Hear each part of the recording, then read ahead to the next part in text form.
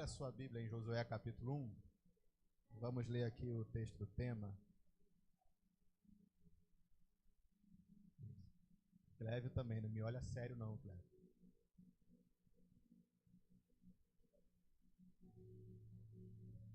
Não, eu vim de tão perto.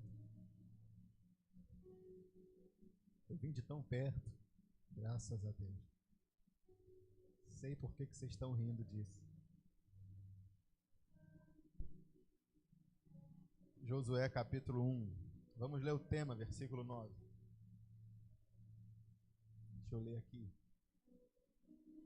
para lermos juntos. Diz assim a palavra do Senhor: Não te mandei eu? Esforça-te, tem bom ânimo. Não temas nem te espantes, porque o Senhor teu Deus é contigo, por onde quer que andares. Amém? Você pode se sentar dando glória a Deus. Isso, por essa palavra. Isso, graças a Deus. Olhe para cá. Eu costumo dizer, eu acho que eu prego isso há, sabe lá Deus quantos anos, que o maior bem que o ser humano pode ter na sua vida é a sua consciência. O maior bem que o ser humano pode ter é a sua consciência. Porque não adianta ter muitas coisas materiais, não adianta ter uma salvação possível se você rejeita, por falta de consciência. Não adianta ter muitas coisas se você não tem consciência e entende o valor delas. Então, se você não consegue dar valor àquilo que você tem, significa que você não tem consciência. E aquilo que devia ter valor, perde o valor. Então, a coisa mais importante que o ser humano pode ter na sua vida é a consciência. E o que acontece com Moisés e com Josué, acontece nesse sentido da consciência. Porque Josué vai assumir o lugar de Moisés e vai assumir a missão que ele falhou. Porque Moisés tinha uma missão de tirar o povo do Egito. Nessa missão, Moisés foi bem sucedido. Só que Moisés tinha uma segunda missão que ele tentou, mas ele não conseguiu, e ele morreu, e ele não conseguiu. Ele tirou o povo de dentro do Egito, mas ele morreu sem conseguir tirar o Egito de dentro do povo. Ele tentou de tudo, e ele não conseguiu. E é interessante porque a Bíblia nos mostra que quando o povo estava dentro do Egito, sofrendo o açoite e sendo escravizado por Faraó, quando Deus quer tirar esse povo de lá e mostrar para toda aquela gente que ele era poderoso, ele envia 10 pragas para que todo mundo visse os seus sinais e o seu poder. Quando Deus queria mostrar que era poderoso para arrancar o seu povo de dentro daquele lugar, ele manda 10 pragas. Só que agora, no meio do deserto, Deus quer tirar o Egito de dentro daquele povo. Deus quer fazer com que aquelas pessoas tenham a sua consciência curada e entendam que as coisas que eles viviam no Egito não são nem sombra daquilo que Deus havia prometido e preparado para eles. Agora Deus quer tirar o Egito de dentro do povo. Só que agora Deus não manda 10 pragas. Para tirar o povo do Egito, Deus mandou 10 pragas. Para tirar o Egito do povo, Deus dá 10 mandamentos. Porque só a palavra de Deus entrando em alguém é que pode, de fato, transformar a sua mente. Paulo, quando escreve aos Romanos, ele diz assim: não se conformem com esse mundo, antes renovem a sua mente, porque aí vocês vão experimentar a boa, perfeita e agradável vontade de Deus. Só quando a palavra entra é que o Egito sai da nossa mente. Só quando a palavra de Deus de fato impregna no nosso ser é que a gente consegue largar o Egito para trás. E essa era a missão. E Moisés morreu tentando, mas não deu conta. Porque é difícil tirar o Egito da cabeça de alguém. Pegar alguém do mundo e botar aqui é relativamente simples. Vocês fizeram uma divulgação, tá todo mundo bonito de verde. Quando me falaram, eu vinha de verde também. Tá todo mundo bonito de verde, a igreja tá bonita. negócio, vocês anunciaram, veio um monte de gente, agora pegar esse que saiu do Egito e entrou aqui e tirar o Egito dele é um processo difícil. E é isso que Josué vai herdar. É isso que Josué vai herdar. E é por isso, por causa desse desafio difícil, que Deus já começa dizendo para ele: olha só, tu quer ter sucesso? Medita nessa lei de dia e de noite. Porque senão você vai falhar. Só que esse povo era um povo ingrato. Era um povo murmurador. Era um povo difícil. Era um povo que tinha tudo na sua frente, tudo à disposição. Mas ao mesmo tempo que ele tinha tudo, eles conseguiam rejeitar tudo.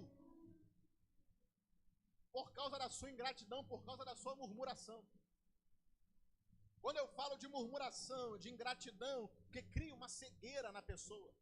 Eu lembro daquele homem, daquele tanque lá, que estava há 30, quase 40 anos lá esperando.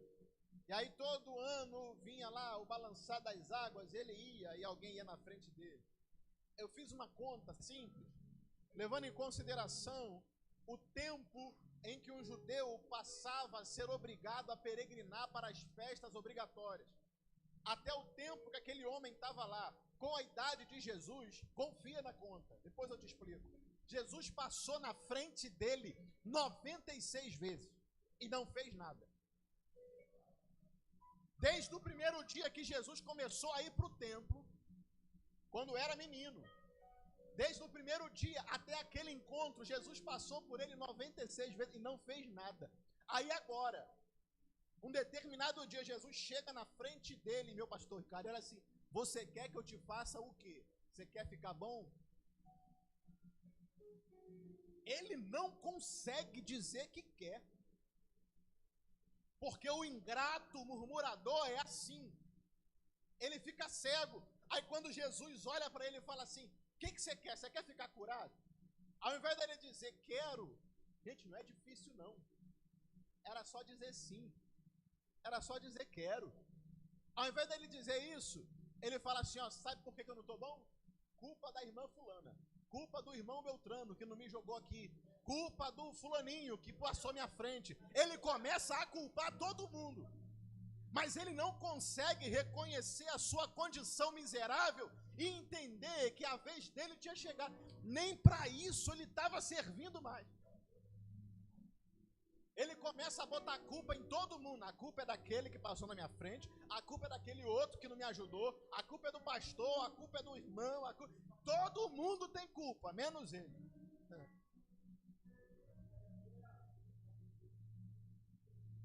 Porque o murmurador, o ingrato, ele fica cego. Cego. A tal ponto de não ver as maravilhas que Deus já está fazendo na sua vida. Porque esse povo no deserto não estava passando sufoco não, tá? Eles estavam vendo milagre todo dia. Todo dia eu queria comer, vinha maná. Eu enjoei de maná, eu mandava carne. Eu estava com frio, vinha a coluna de fogo. Eu não sabia para onde ir, tinha uma nuvem que além de fazer sombra, indicava o caminho. A roupa não ficava velha, a sandália não gastava. Era maravilhas e milagres todo dia. Aonde? Na Terra Prometida? Não, no deserto. Só que por estar no deserto, ele não consegue olhar para o que tem, ele só olha para o que ele quer ter. Só porque está no deserto. Só porque está no deserto. Ele já vê sinais e maravilhas de Deus na sua vida todo dia.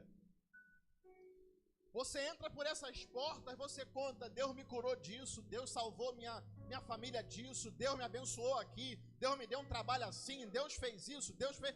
Você conta, não dá nem para botar nos dedos a quantidade de bênçãos e de maravilhas que Deus tem te dado. Mas aí o ingrato, ele não consegue, ele olha sempre para o deserto. Ele está vendo Deus agir, mas ele fala: o deserto, nossa, que deserto ruim. Nossa, Deus, tu me tirou do Egito para isso. Senhor, eu queria um pepino do Egito, uma cebola do Egito. Ele não consegue ver o que Deus já está fazendo, porque está cego. E às vezes Deus não dá por causa disso. Lembra da mulher samaritana? Isso aqui é muito bonito. A mulher samaritana estava lá todo dia no poço tirar. Um dia Jesus fala para os discípulos assim, ó, é necessário passar por Samaria. Não era necessário nada, tinha vários caminhos para ele passar. Queria passar na Samaria dela. Eu preciso fazer um negócio ali. Aí ele vai, ele encontra. E ela vai no horário incomum. Por que ela vai no horário incomum? Porque ela não tem uma serva. Porque geralmente a mulher não tira, quem tira é a serva da mulher. Então ela não tinha uma serva. E como ela não tinha uma serva, ela esperava as servas irem. Quando todo mundo acabava, ia ela lá e pegava a água. Só que ela não tinha serva. Mas ela foi. E na hora que ela foi, ele encontrou com quem? Com quem? Ah, não. Então quer dizer que ela só não se encontrou com Jesus porque ela não tinha alguma coisa, é isso? É hora de você começar a dar glória a Deus pelas coisas que você não tem. É hora de você aproveitar esse culto e começar a ser grato a Deus pelas coisas que Ele não te dá. Porque tem hora que você vai olhar para Jesus e vai dizer, Senhor, eu quero. Ele vai dizer não para você. E aí você precisa entender que esse não é maldade, esse não é amor. Quando você entender que esse não é amor, você vai falar, obrigado, Jesus, pelo não. Sabe quem nunca sai desapontado num culto como esse aqui? Quem veio para ouvir a palavra, seja ela qual for.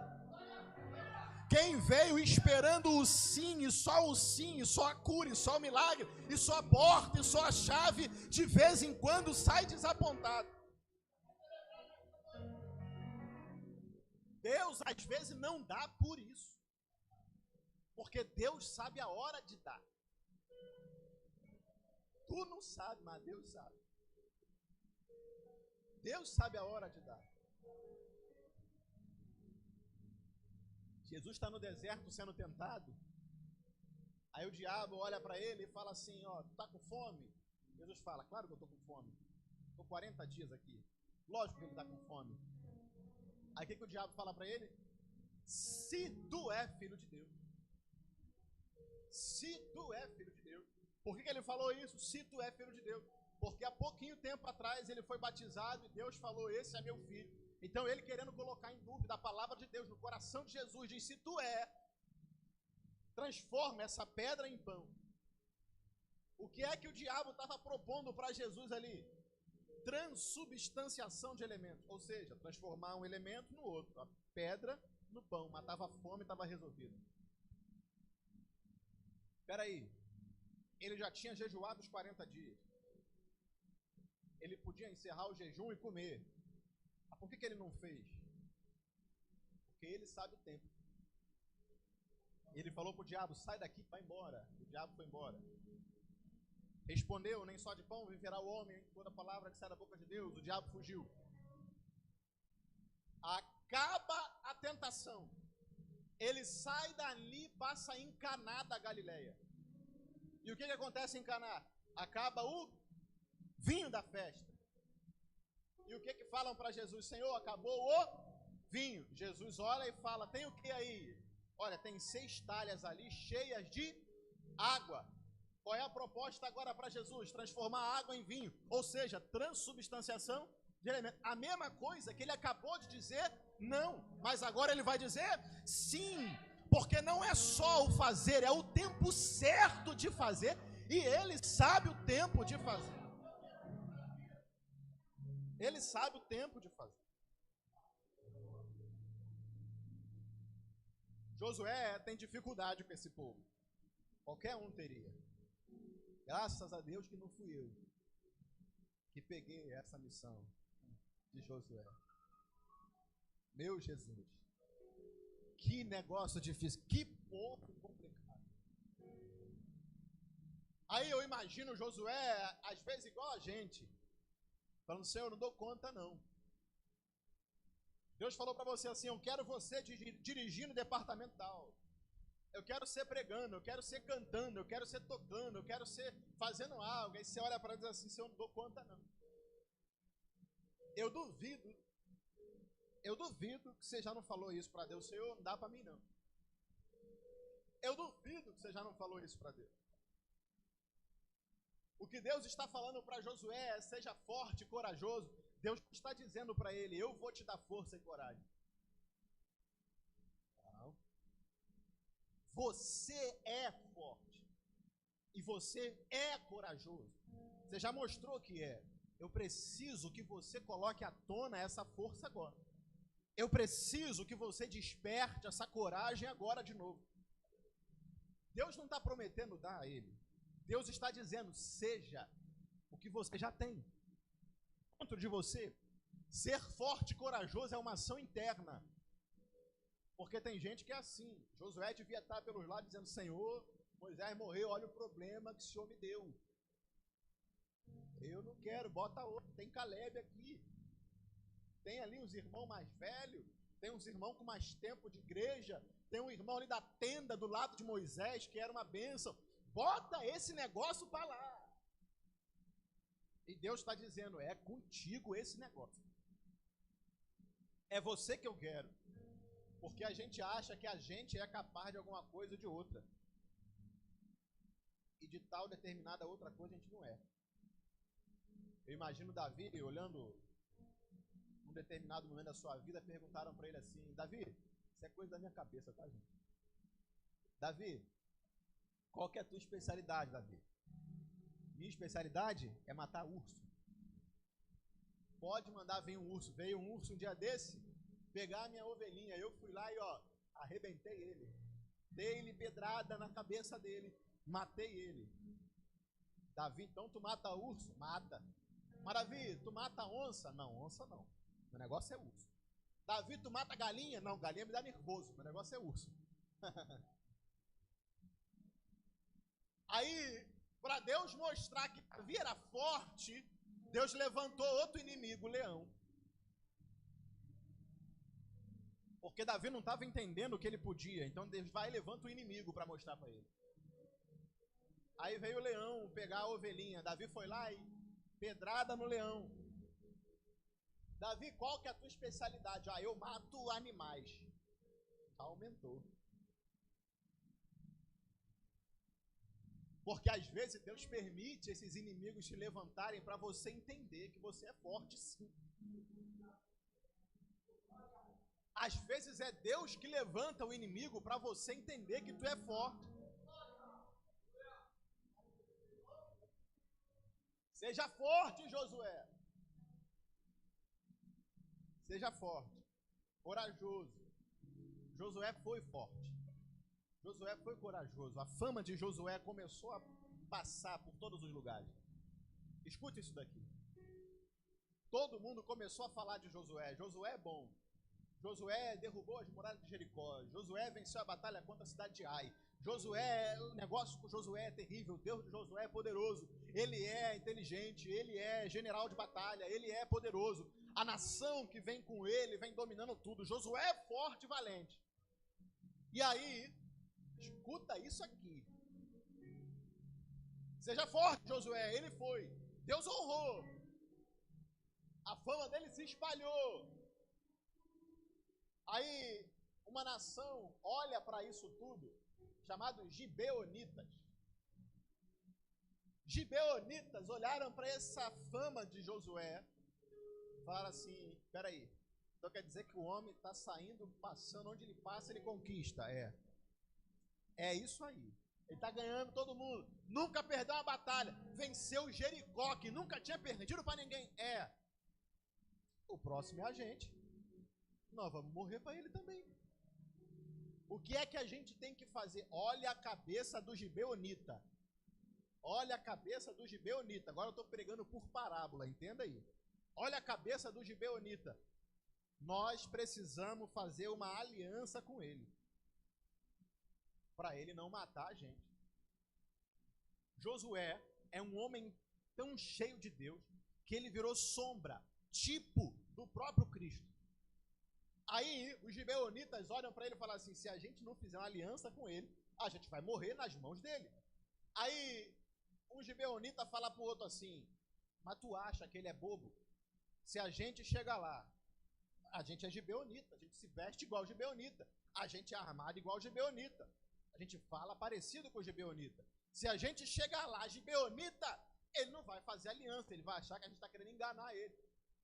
Aí vem o outro e fala assim, então já tem uma ideia, nós vamos lá disfarçado. Nós vamos fingir para ver se a gente faz uma aliança com ele. Olha a ideia do gibeonita. Vai ouvindo.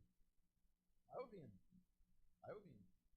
Aí pega um pão, deixa o pão lá muitos dias ficar duro, pega as roupas, enfia a roupa na terra, joga suja de poeira, pega a sandália, arrasta para gastar e chega no outro dia com um pão velho, roupa rasgada, sandália surrada, na frente de Josué e fala assim, nós somos um povo viajante. Faz uma aliança com a gente. Olha a ideia deles.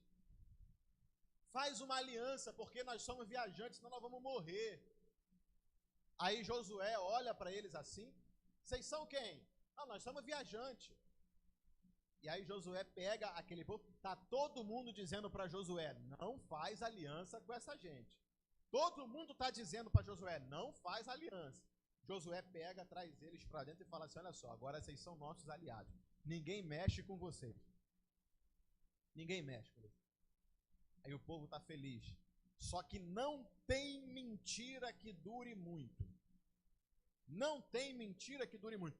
Demorou 3 dias. Quanto tempo? Quanto tempo? 3 dias. A farsa dos fingidos foi descoberta. Aí alguém chega lá para Josué e fala assim, Josué, eu te avisei que esse povo era fingido, que esse povo não prestava, eles são gibeonitas e eles vieram para nos espionar e nos matar. Aí o povo gibeonita disfarçado, fingido, sonso, cínico, chega para Josué, pelo amor de Deus, me perdoa, nós vamos morrer. Aí está todo mundo dizendo, Josué, mata eles! Josué, mata eles! E o que Josué faz? Eu não vou matar ninguém. Eu vou manter a minha aliança. Gente, isso daqui é a atitude de alguém que é fora da curva. Porque Josué, como eu disse, é um tipo de Cristo. É a sombra do que viria a ser Cristo. Até o nome. Porque quando Cristo veio, ele veio salvar um povo fingido. Um povo mascarado. Um povo mentiroso. Que se suja. Que se corrompe.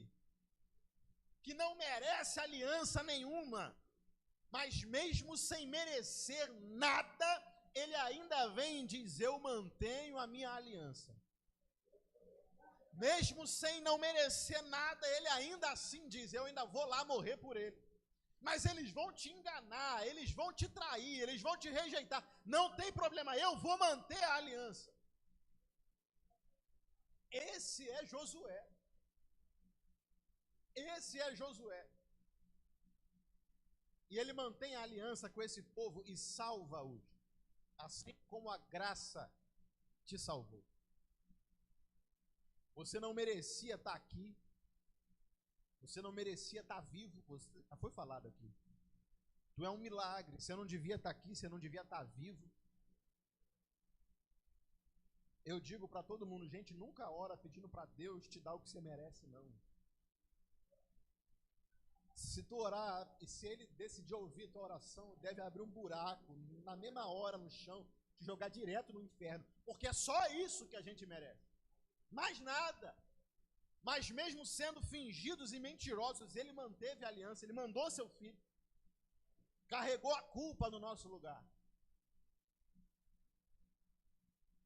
Josué foi tão forte, foi tão corajoso, foi tão valente, que o que ele fez e o legado dele serviu de referência para pessoas muito tempo na frente. O que Josué fez serviu de referência para gente muito na frente.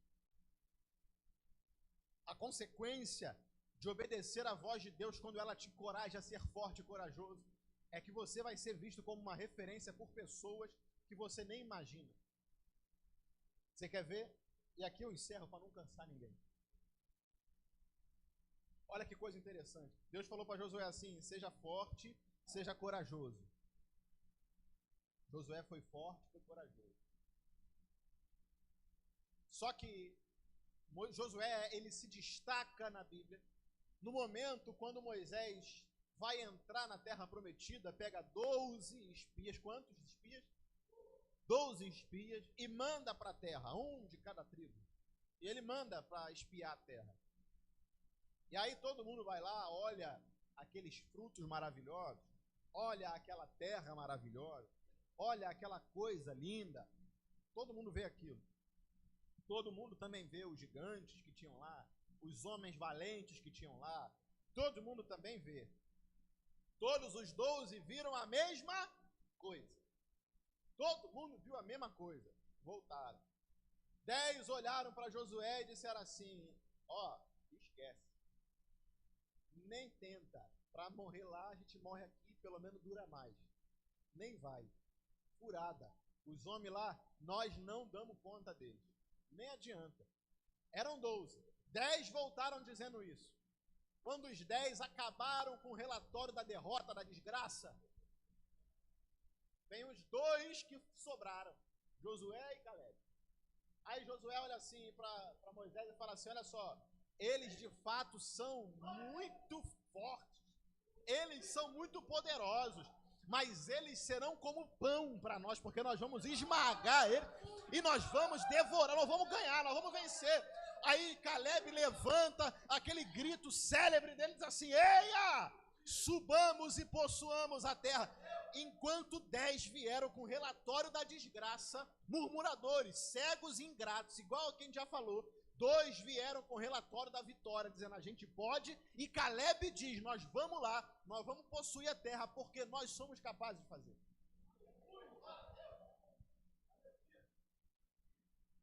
1.400 anos se passam. Quanto tempo se passou, irmão? 1.400 anos se passam. Jesus está parado no mesmo lugar que Moisés estava.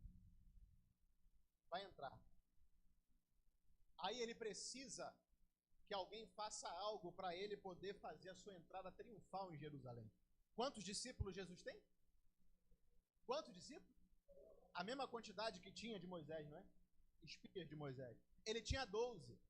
Só que Jesus ele vai falar assim: eu preciso de uma jumentinha para cumprir a profecia de eu entrar na entrada triunfal de Jerusalém. Então eu preciso. Aí Jesus pega e chama os 12, manda os 12. É isso que acontece? Não. Porque Moisés não conhece, mas Jesus conhece. Então Jesus já olha e falou assim: Moisés mandou 12, 2 voltaram com o relatório da vitória. Não vou nem perder tempo com o murmurador. Eu não vou perder nem tempo para usar gente ingrata. Eu não vou nem perder tempo de usar gente sem visão. Vai só os 2 que eu sei que vai fazer. Vai lá, filho, pega lá a jumentinha para mim. Porque Jesus não vai perder tempo com crente murmurador, não. Jesus não vai perder tempo esperando você ir e voltar falando: o culto foi mais ou menos, foi meio frio, o presbítero estava assim, o pastor estava assado, eu achei isso, eu achei aquilo, e é um monte de eu acho, e Jesus está olhando para você e vendo que enquanto você está murmurando de um lado, tem alguém do outro dando glória, recebendo, adorando, e você acha que ele está olhando para quem com seu olhar poderoso?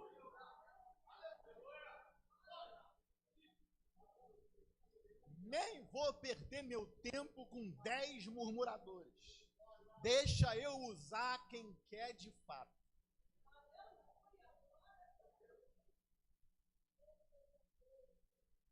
Foi para isso que Deus te trouxe aqui hoje.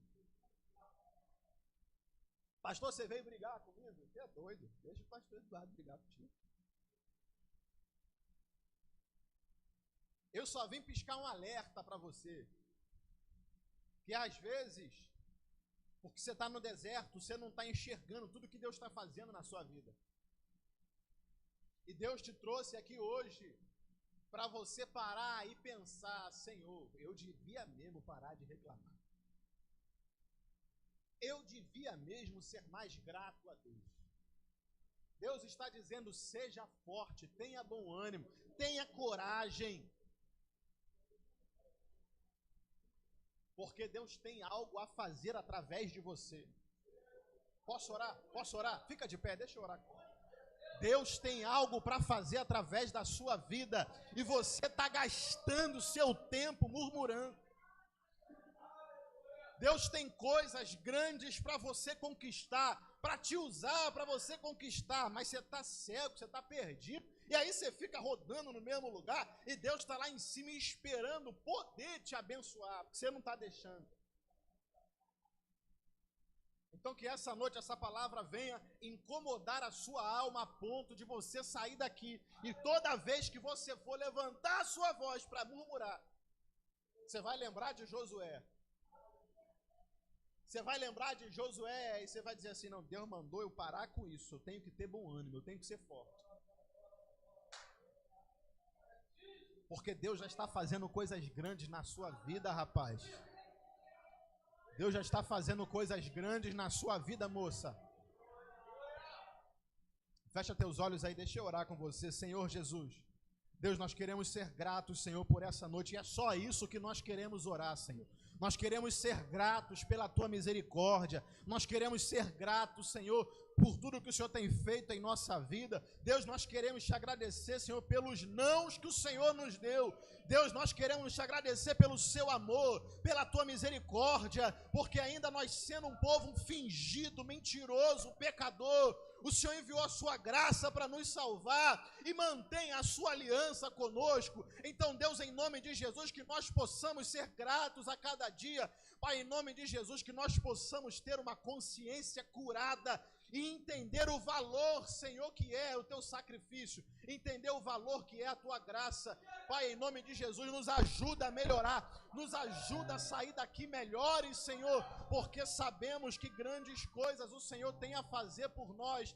Muito há, Pai, de se conquistar, mas Deus, em nome de Jesus, nos ajuda.